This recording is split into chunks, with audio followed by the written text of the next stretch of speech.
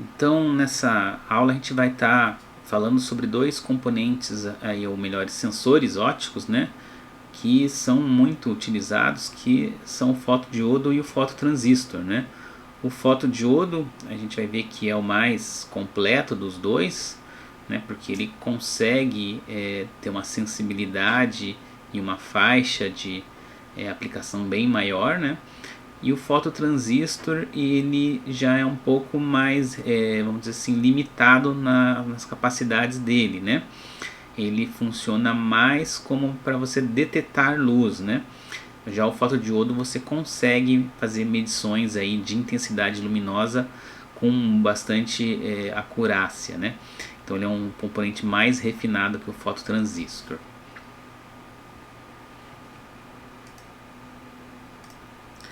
Então vamos começar pelo fotodiodo. Então o fotodiodo aí tem a foto aí de um, né, de um componente real aqui, né, o BPW21, tá? Existem aí vários tipos de encapsulamento, mas esse aqui é o mais comum, né? O fotodiodo, a característica dos componentes aí ópticos, né, sempre é você ter ele com uma lente, né, ou um vidro, né, alguma coisa que mostre, né, o interior, né, porque você tem que permitir também que a luz entre nele para que ele possa fazer, né, ter a resposta aí de acordo com o tipo do sensor, né. E o fotodiodo ele se comporta aí parecido com um diodo, tá? Se você tampar ele aqui, ou seja, se colocar uma fita isolante, alguma coisa que você feche, ele vai funcionar como um diodo comum, tá? O que muda é justamente quando você abre, que ele vai ter um outro comportamento que ele vai produzir uma corrente, né, que vai aumentar de forma linear, isso que é bastante interessante, né? Ele é um dispositivo linear e ela vai aumentar linearmente de acordo com a potência, né, luminosa que você está, ou com a iluminação que você está incidindo sobre ele, né, para ser mais correto, né? E como que ele funciona? Então a gente tem que pegar lá novamente aqueles diagramas de junções, né, lá da parte de física de estado sólido, né, de física de semicondutores, para poder entender um pouco melhor, né. Então a gente tem aqui o diodo, ou melhor, o fotodiodo, que ele tem esse símbolo com as setinhas indicando que ele recebe a luz, né. E o fotodiodo, ele tem né, a gente vai fazer ele muito parecido com um diodo, ou seja, eu pego um semicondutor, dopo ele com excesso de lacunas de um lado, excesso de elétrons do outro, né? E aí você vai ter aquela formação da barreira de íons que gera um campo elétrico, né? Que eles cargas, né? Se a gente injetar cargas aqui nessa região do espaço, cargas positivas vão ser empurradas de acordo com a seta do campo elétrico e cargas negativas vão ser varridas para o lado contrário, ou seja, positivo vai para o lado P e negativo vai para o lado N, desde que a gente insira essas cargas aqui nessa região do espaço que está tracejada em vermelho, tá?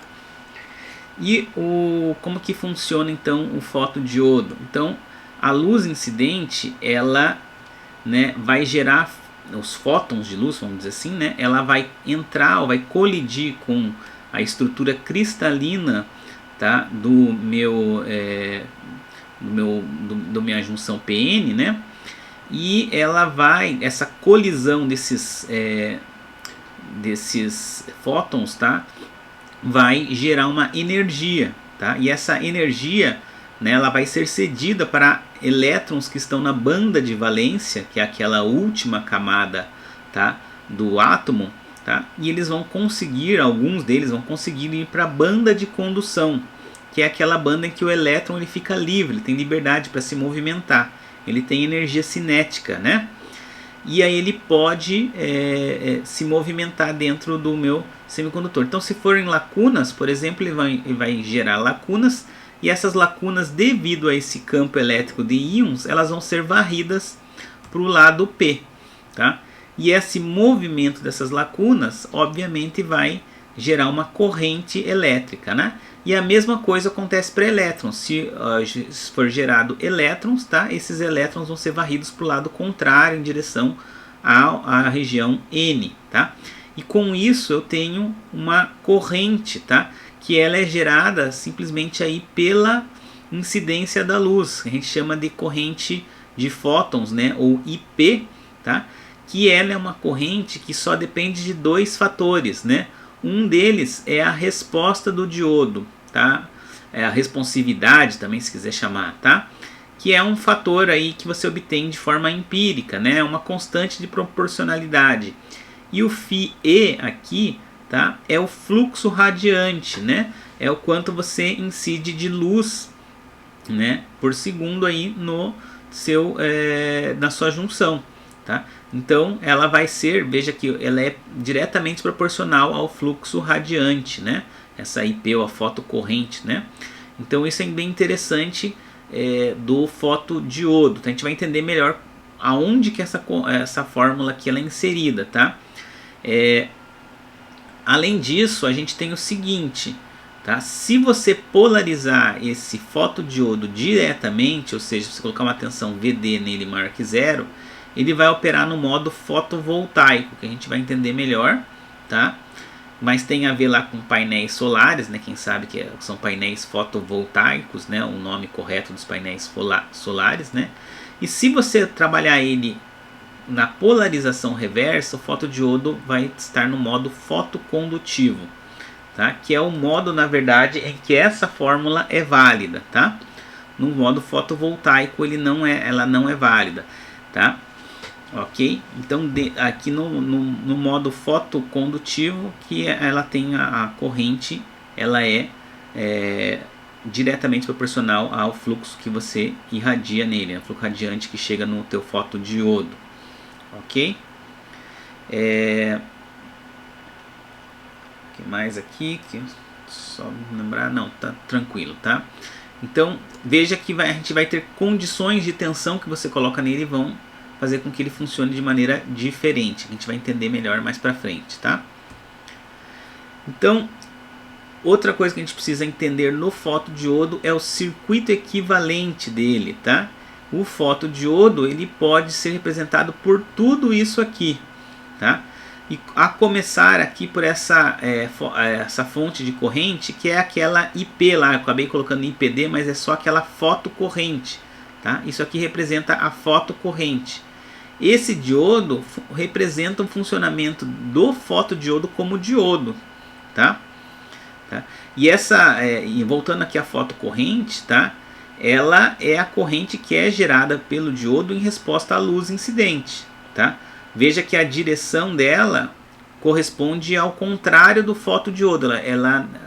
O fotodiodo ele tem, né, a setinha dele está para baixo aqui, igual a esse diodo do modelo dele interno, tá? Mas a fotocorrente ela circula no sentido contrário da seta. Isso é algo que acontece com os fotodiodos, tá?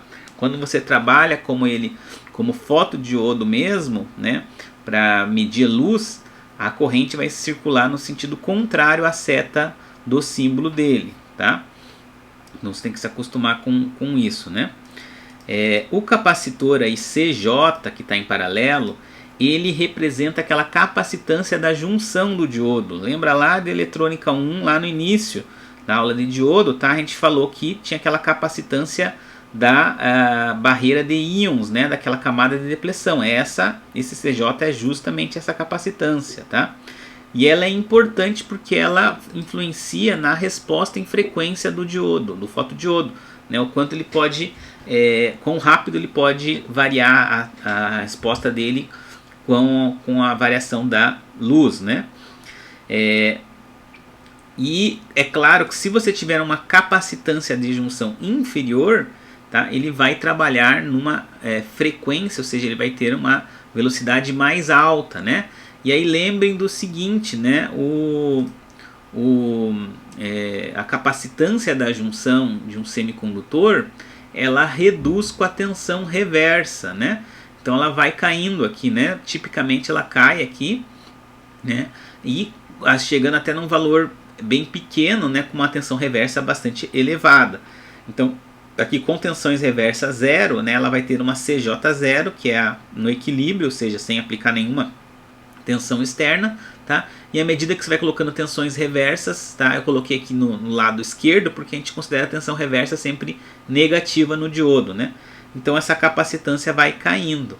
Tá? Então já dá para entender que o fotodiodo, se você quiser ter o CJ desse modelo, tá? Dele, modelo interno, pequeno, você tem que polarizar ele com uma tensão reversa alta, tá? Aí o quanto alta depende do modelo da folha de dados, vai ter que estudar a folha de dados do teu fotodiodo, tá? A resistência em paralela, que é SR/SH, tá? Ela é também chamada de resistência de shunt, tá?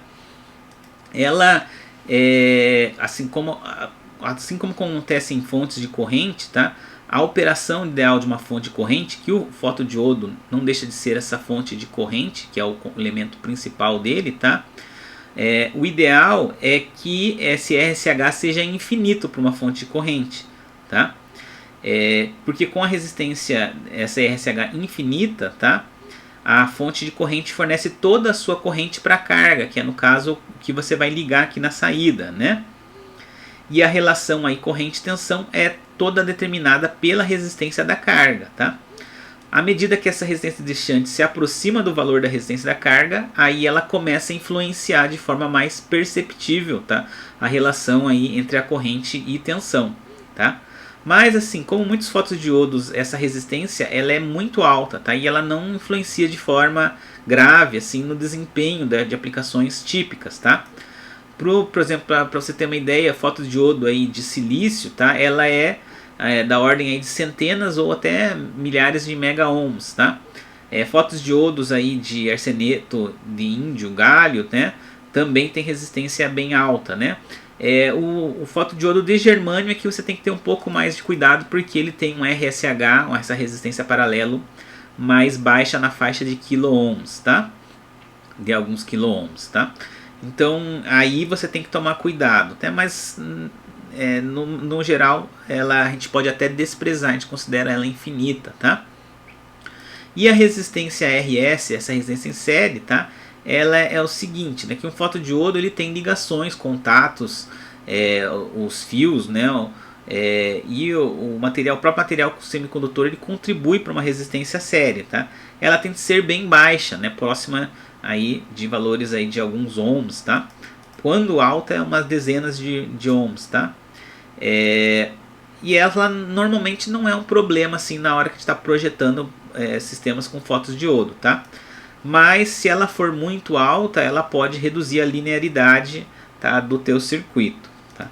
Então aí vai depender, é claro, do fotodiodo que você está trabalhando, né?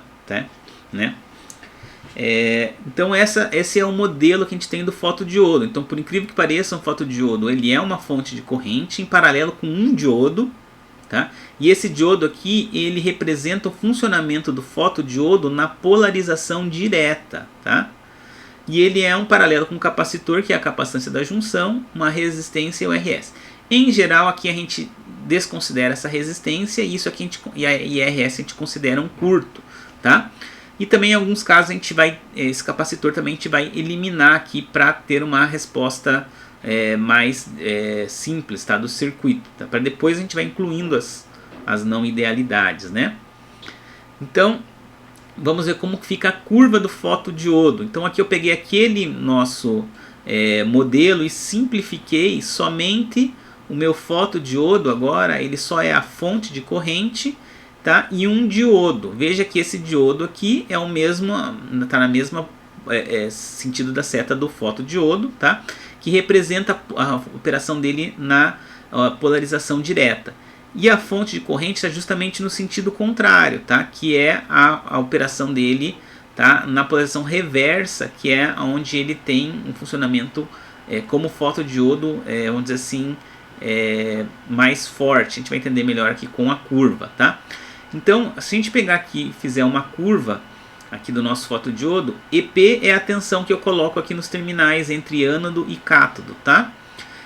E aqui IT é a minha corrente total que circula pelo meu fotodiodo, né? No sentido aqui da seta do diodo. Então o que vai acontecer? Se o diodo estiver com aquela janelinha dele tampada, tá? Ele vai ter uma curva igualzinha a essa que está aqui, ó, tá? Que é uma curva igual a um diodo comum, tá? Que a gente chama que o IP está igual a zero, essa fonte de corrente ela é nula, e aí ele funciona como um diodo comum, tá? E no diodo comum, lembra que na polarização reversa ele tem aquela corrente menos IS, tá? E depois ela sobe de forma exponencial. Lembra que a tensão no diodo, a gente vai chamar de EP aqui, a tensão no diodo, ela é VT ln da corrente, tá? Aqui é a corrente I, né? Que eu coloquei IP, que foi tá errado, tá? É a corrente I só divididos por ID, tá? Então, deixa eu até apagar aqui com a minha caneta para não ficar errado, tá? Então aqui é só a corrente I, tá? Que é essa corrente aqui de cima, né? Então,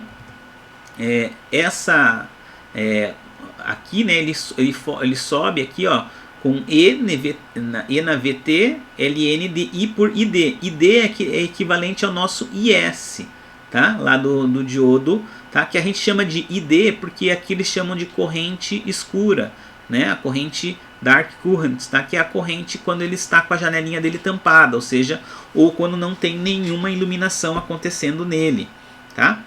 Então a gente chama de ID aqui, digamos, o nosso parâmetro que era o IS lá da área eletrônica 1, tá?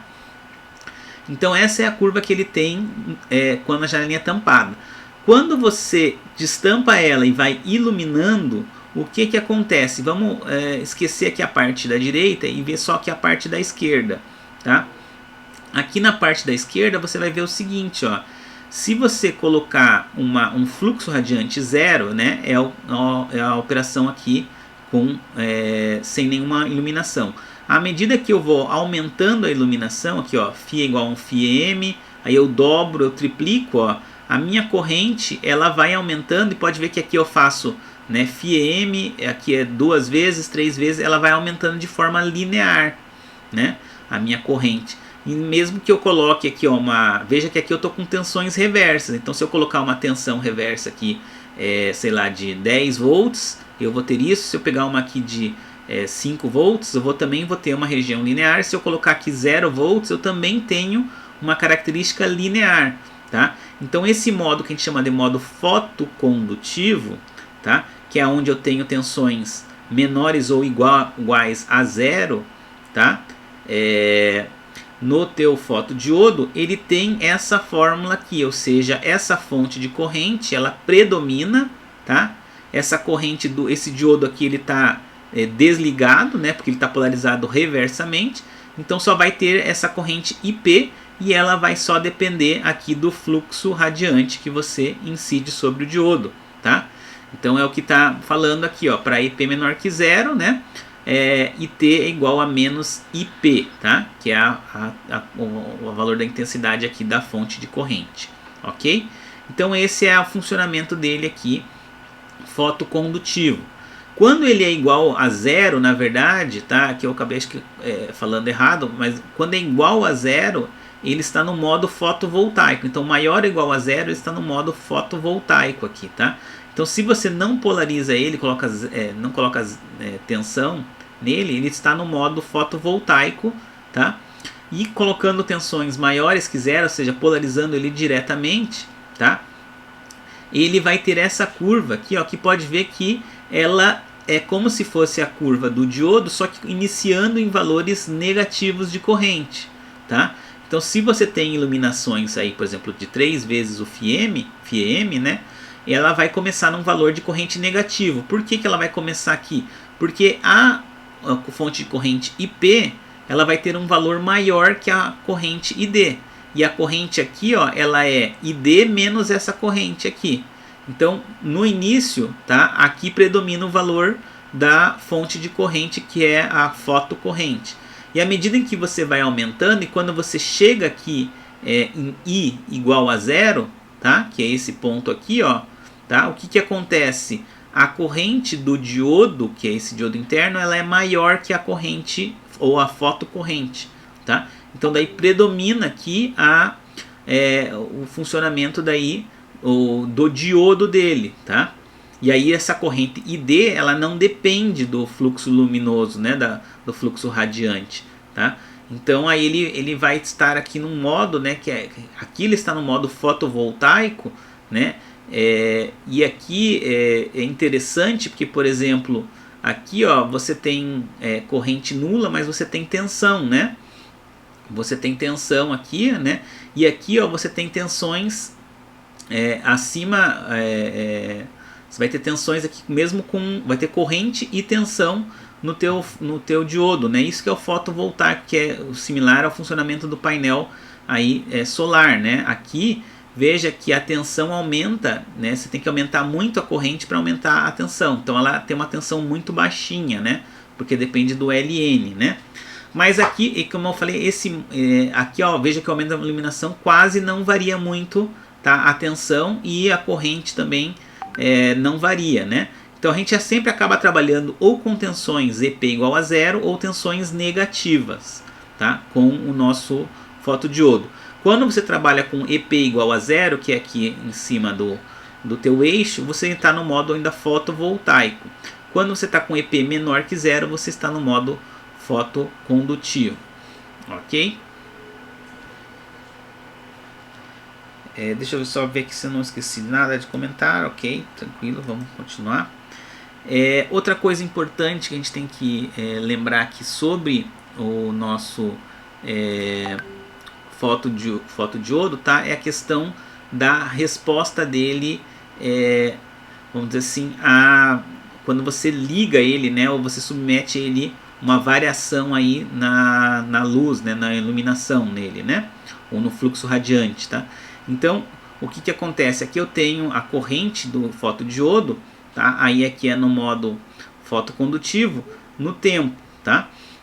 Então eu tenho o seguinte, aqui seria a corrente total, então dá para ver que eu iluminei ele e ele leva um certo tempo, né? Ele leva um intervalo de tempo para adquirir a corrente total, ou seja, para o IP, a fotocorrente chegar no valor nominal dela, tá? E por que acontece isso, tá? Por que ele tem esse atraso?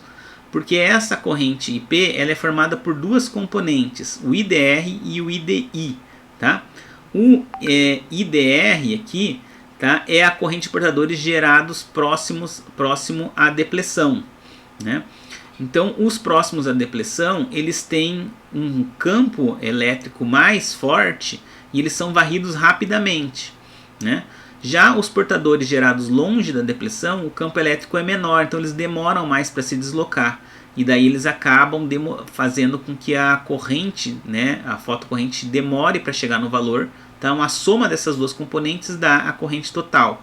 E isso gera o seu atraso aí de resposta do teu fotodiodo, né? Opa. Ok? Bom, e como que a gente trabalha com o fotodiodo em termos de circuito, né? Então a gente usa um circuito que é aquele conversor de tensão para corrente, né? Por isso que a gente estudou aquele circuito lá atrás, né? O conversor de corrente para tensão. Por quê? Porque o fotodiodo, a saída dele é uma corrente. E em geral a gente gostaria que a gente normalmente trabalha com tensões na saída, né? Esse circuito também, lá na época eu não falei, mas ele também pode ser chamado de amplificador de transimpedância, né? Um outro nome para esse mesmo conversor aí de corrente e tensão, né? O que mais que a gente pode comentar aqui, tá? Aqui a gente usa um resistor R1, tá? Para converter a corrente, essa corrente IP, lembra que a corrente ou a fotocorrente, ela circula no sentido contrário da seta do meu diodo, né? Então aqui vamos só relembrar aqui, ó, nesse circuito, lembra que devido ao terra virtual, esse ponto aqui, esse nó, tem a mesma tensão que o nó positivo, ou seja, aqui eu tenho 0 volts, tá? Isso quer dizer que eu tenho 0 volts aqui no cátodo do meu diodo, do meu fotodiodo, tá? Lembra que o cátodo é essa parte daqui, eu tenho 0, tá? E aqui eu tenho 0 volts. Então aqui, ó, nessa condição, tá? O meu fotodiodo está despolarizado, está no equilíbrio, tá? Aqui ele está no modo fotovoltaico. Lembra que a gente falou que fotovoltaico é quando eu tenho a tensão aí EP no diodo 0 ou maior que 0, tá? Então aqui, tá, a tensão de saída, o que, que ela vai ser, né? Se você, só você ver que se eu multiplicar aqui a corrente IP, né, pela resistência R1, lembrando que esse ponto aqui está na referência, tá? Eu vou ter que Vout é IP vezes R1, tá? Então eu vou ter aí uma tensão que vai ser positiva, né? Se você colocar o diodo contrário, daí a tensão vai ser negativa, por isso que a gente coloca dessa forma, né? Se você virar a seta dele para baixo, você vai ter tensões negativas, tá? Dá para fazer também, tanto faz, tá? O que acontece? Algumas coisas que você pode fazer, algumas melhorias, tá? Em geral, você tem que lembrar que lá do finalzinho de eletrônica 1 tem aquelas não idealidades do Amp-Op. E a gente sabe que o Amp-Op tem aquela corrente de polarização. Aqui tem uma corrente que entra aqui, né? Um IB1 e um IB2, né? E isso vai te gerar um erro aqui, né? Porque a tua corrente que vai passar aqui não vai ser o IP só, vai ser IP mais a corrente IB1, né? Se você considerar que você tem esse efeito aqui, né? E aí aqui vai gerar um errozinho no Vout. Daí como é que você pode resolver isso? Você coloca aquela resistor de compensação, o R1 aqui, né? E esse R1, a corrente aqui IB2, né, que entra no terminal positivo, tá? Ela vai gerar uma tensão aqui, né, no resistor, na verdade vai ser mais e menos aqui em cima, né? E aí essa tensão aqui que vai aparecer nesse ponto aqui vai ser o R1 IB2, né? E aí você vai cancelar, aqui eu não vou chegar em tudo, mas vai cancelar aí o efeito, né, em partes, tá? E o teu Vout daí realmente vai ser mais próximo de IP vezes R1, tá? Então, porque nesse caso aqui, se você for ser correto, o teu Vout seria igual a IP mais a corrente de polarização vezes R1, tá? Nesse caso daqui, tá? Aqui ela vai ser mais próxima disso aqui, tá? Então, porque você está usando esse resistor. Uma das consequências de usar esse resistor é que essa tensão aqui, ela vai aparecer aqui, né? No teu diodo aqui. E aí você vai ter uma polarização um pouquinho acima de 0, tá? Mas como essa corrente IB aqui normalmente é baixa, isso aqui vai estar na casa de alguns milivolts, tá? Às vezes uns 10, 20 milivolts, né? Então ela vai estar um pouco mais dentro do modo fotovoltaico, tá? Mas ainda vai estar, vamos dizer assim, com um comportamento razoavelmente linear, tá? Então aí tem, vamos dizer assim, você cancela a corrente de polarização, mas você entra um pouco na parte do modo fotovoltaico ali, mais para dentro dele, tá? Uma forma de você resolver isso, tá, é você polarizar o diodo reversamente. Aí você está no modo fotocondutivo, né? Então daí o modo fotocondutivo, o que acontece? Você coloca uma tensão VEE no terminal aqui do anodo, né? Ou seja, na parte de baixo do teu diodo, de forma com que, como eu sei que aqui eu tenho, né, o terra virtual, ou seja, aqui, né, nesse ponto, nesse nó aí, ó, nesse nó que eu estou indicando, você tem 0 volts, é como se ele tivesse ligado aqui, né? A tensão que eu vou ter no diodo agora vai ser o que? 0 menos VEE vai ser menos VEE, tá? Então eu vou ter uma tensão reversa, tá? De, sei lá, se for 5 volts aqui o VE vai ser menos 5 volts reverso. Então agora eu estou no modo fotocondutivo, tá? Qual é a vantagem de eu fazer isso? Lembra lá que a vantagem é que a capacitância da junção do MOSFET, de fotodiodo, ela é reduzida, tá? E se ela é reduzida, ele funciona, tá, de maneira mais rápida, ele vai responder mais rápido, tá? Porque a gente vai ter uma região de depressão maior, né? Vai ter um campo elétrico maior, tá? Então o CJ do modelo é reduzido e quanto maior você colocar aqui, mais vai ser reduzido essa capacitância de junção, tá? E aí você pode usar o R1 aqui também, né? Aqui no caso, se você usar o R1, eu tenho que fazer, eu teria que dar uma olhada se você coloca aqui para referência ele, tá? talvez teria que colocar para o VE, tá? Aqui eu não tenho certeza se dá para fazer essa compensação aqui, tá? Teria que dar uma analisada lá. E outra coisa também que o pessoal às vezes coloca nesse circuito, depende da situação, tá? É colocado um capacitor aqui também, tá? Opa, minha caneta não está muito boa, tá? Mas você pode colocar um capacitor aqui, né? Pode ser tanto aqui em paralelo. A ideia desse capacitor aqui é que se você tiver aí algum ruído muito rápido, tá? Se a corrente aqui IP variar de forma muito rápida, tá? O capacitor ele pode funcionar como um curto aqui, né? E aí não dá um ganho para ruídos, né? De velocidade muito alta, frequência muito elevadas, né? Lembra que a reatância do capacitor ela diminui com a frequência. Então às vezes você pode ter ruídos, alguma coisa que você não quer captar, né? Ou até a própria luz, variações muito rápidas de luz, se você não quer captar, você pode usar um capacitor, tá? Para que você reduza o ganho desse teu circuito, tá? Aí são algumas coisas a mais que você pode colocar, tá? Mas em geral o que o pessoal faz aqui é o resistor, o fotodiodo, e aqui você coloca a tensão aqui se você quer trabalhar no modo fotocondutivo ou em zero, tá? Quando você não está precisando de muita velocidade, tá? Outras aplicações aí com fotodiodo, tá? Pra gente tem muitas aplicações, tá? Aqui tem um circuito para você medir a posição da luz. Então aqui você pode colocar 2 fotodiodos, né? E aí você pode tentar achar onde que está a luz, né? Se ela está mais para um lado, para o outro, tá? Por exemplo, aí para fotocélulas, né? Que o pessoal usa para iluminação pública, você pode usar um fotodiodo para descobrir que às vezes pode ter uma sombra, alguma coisa, então você pode usar 2, né? Para ter certeza que está iluminado corretamente, que ainda tem luz, né? Que não precisa, luz solar, não precisa ligar, por exemplo, a iluminação pública, né? E você pode inclusive medir assim a luz aí de forma 2D, que está mostrando um circuito que você pode fazer com 4 fotodiodos, e aí você consegue até medir a posição da sombra, né? Isso aqui é interessante, por exemplo, aplicações com câmera, né?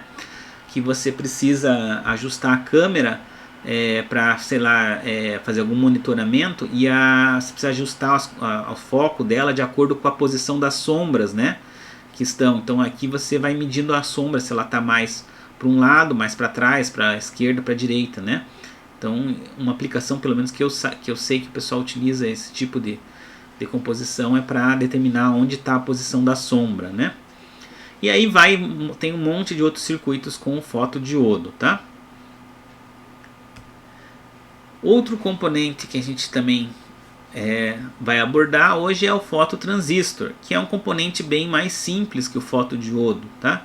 O fototransistor ele funciona similar a um transistor em que você pega o terminal da base e você não tem mais aquele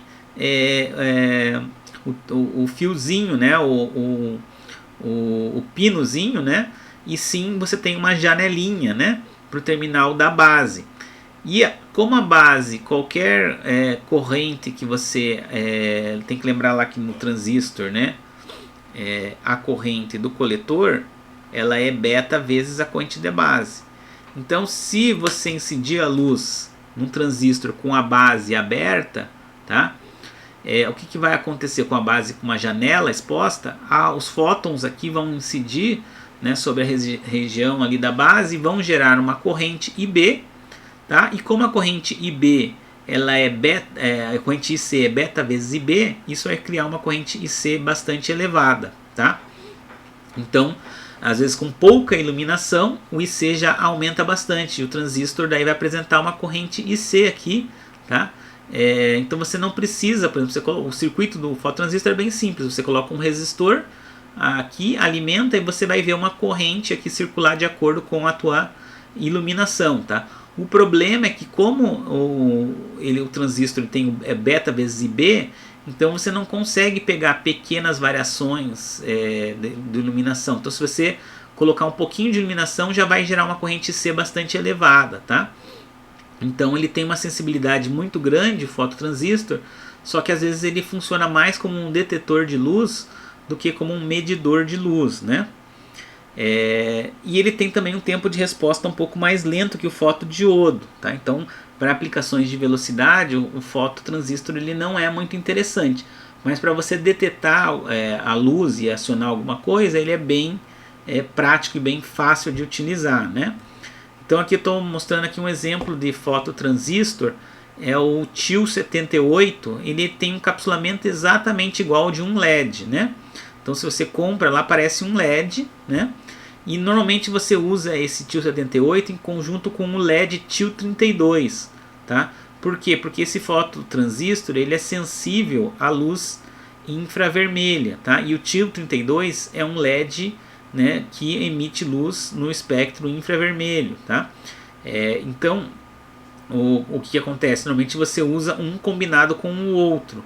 Então, o TIL32, você, por exemplo, uma aplicação aqui, se você quiser usar aqueles contadores, encoders, né, de velocidade, de motores, né, o que você faz? Você fica iluminando com esse LED aqui, né, o TIL32, o fototransistor, e aí você coloca por exemplo, naqueles encoders de motor, ele tem uma placa cheia de furos, né? Então ela vai girando e vai passando aqueles furos, daí ele vai iluminando aqui, dá para você contar quantos furos passou naqueles encoders. Não sei se alguns já devem ter visto aí, né? Mas são aqueles encoders, é aquela plaquinha, né? E aí você tem vários furos aqui em volta dela, né? E aqui você tem um motor, né? O eixo do motor você coloca aqui, e aí você coloca o fototransistor aqui de um lado e o fotodiodo do outro, né? E aí quando passa por esses buracos, passa a luz e você vai contando o giro, né, do motor. Então essa é uma aplicação bem típica aí do TIL78 com o TIL32, né? E o circuito é bem simples, como está mostrando aqui. Esse aqui é o circuito que a gente fazia no laboratório, inclusive a gente fazia medição e tal com o motor, né? Com esse circuito, né? Então ele não tem muito erro e é bem fácil de utilizar o teu transistor aí, o teu fototransistor, né? Em termos de aplicações aí para sensores ópticos aí como fototransistor e fotodiodo, né? Então aqui está mostrando aplicações aí para você perceber se está cheio, se está vazio aí recipientes, né? Então normalmente você coloca aí um receptor e um transmissor. Então você pode usar lasers, né, diodo laser e um fotodiodo de um lado, né? Você pode usar até fototransistor também, né? Depende da velocidade que você quer da aplicação, né? Tem outras aplicações aqui, ó, que é aquela que você transmite, a luz reflete e volta, né? Então normalmente você transmite com diodo laser e reflete aqui num fotodiodo em geral, né? E aí você pode usar, por exemplo, a contar componentes eletrônicos numa bandeja, né? Para contar se está todos os componentes posicionados numa bandeja, né? Você pode usar aqui para contar, por exemplo, numa esteira que você está estendendo um tecido, ou pode ser uma folha de papel, uma bobina de papel, a distância que você tem que estender, né? Quantos metros, né? Aqui tem outro exemplo para contar resistores, né? Outro aqui para também na modo emissão e reflexão da luz, que você está contando se está passando algum produto por uma esteira, né? Outras aplicações aqui também, muitas usam diodo laser, né? Barreiras ópticas, né? Desde aquelas barreiras ópticas que o pessoal usa em filme lá para proteger, né, no cofre, etc, né? Você tem barreiras ópticas aqui que você emite com laser e recebe com fotodiodo, né, normalmente. E aí se você coloca a mão, alguma coisa passa na frente, você percebe que obstruiu, né? É usado também, eu já vi o pessoal usar a barreira óptica para... na indústria tem milhares de aplicações. Na rua o pessoal usa para contar passagem de veículos, né? E é claro que os feixes aqui de luz, laser, né, você não enxerga, né? Aqui é só no desenho, né? Para você enxergar você teria que colocar uma poeira, alguma coisa aqui para refletir a luz, né? Na prática você não enxerga o feixe de luz, né?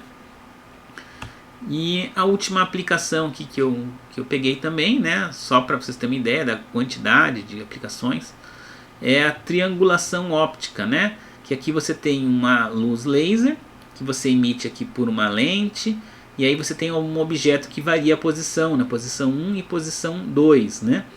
E a luz é refletida nesse objeto e ela é captada aqui por uma outra lente que vai para array aqui, ou uma montagem com várias dezenas de fotodiodos aqui, ó. São vários fotodiodos, tá? E aí você, dependendo de qual fotodiodo é iluminado, você sabe a posição que está o objeto, tá? Então 127 fotodiodos. Então aqui é um outro tipo de aplicação que eu achei interessante pegar, né? Dentro de inúmeras outras aplicações aí que você pode ter com sensores ópticos, tá? Aqui é só uma pincelada muito pequena da quantidade enorme que a gente pode ter, ok? Então a parte aí dessa parte de fotodiodos eu tirei bastante do livro aqui do Graham, tá?